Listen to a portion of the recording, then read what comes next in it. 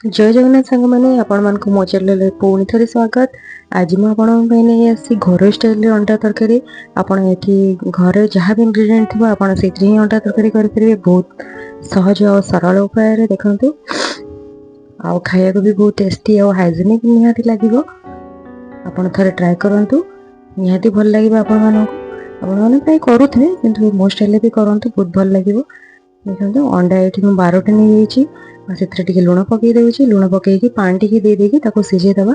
अंडे लुणटा पकईले टी अंडा जल्दी सीझीब से लुणटा पका जाए। देखो ये पानी दे देकी लुण टी पकई देकी घोड़े सीझे दूसरी। एपटे मसला मुझे रेडी कर दूसरी। देखो अदा और रसुण आ 2टा पियाज 2टा टमाटर। देखो ये अदा और रसुण के पेस्ट करदे। पेस्ट करदेकी टमाटर और पियाज को कुछ कुछ करके काटिदेवे।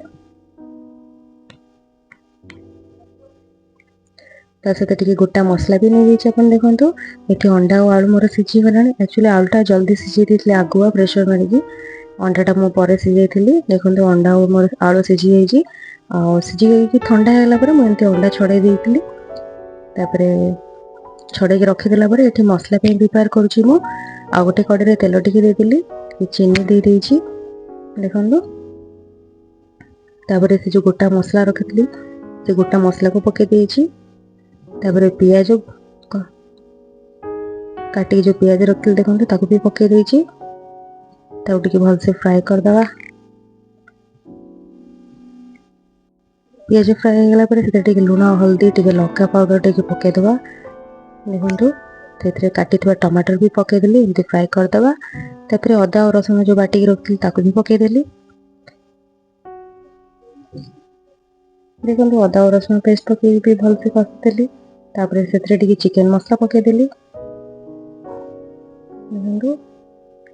पानी देदेली पानी देकी एमती भल से कषिदेली। मोर मसलाटा रेडी हो गला।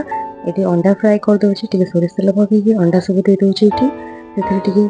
आपन चाहिए लंका अंडा और लुण देकी भी आप फ्राए करेंगे कि मुझे साधारे फ्राए कर। देखो देखो आलू जो सीझे से आलू को भी दे देती फ्राए कर दूसरी। जो मसला कषि रखी देखो ये देदेली। आपंकर झोल जी रखिए से मुताबिक पानी देवे। आप रेडी गला देखो अंडा तरकारी। देखो झोल फुटीगला से धनिया पत्र और गरम मसला देके सर्व करेंगे। गरम गरम अंडा झोल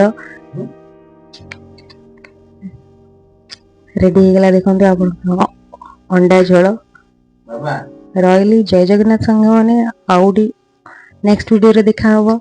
यदि वीडियो भल लगी थाए लाइक शेयर सब्सक्राइब कर देवे। रही जय जगन्नाथ। Thank you.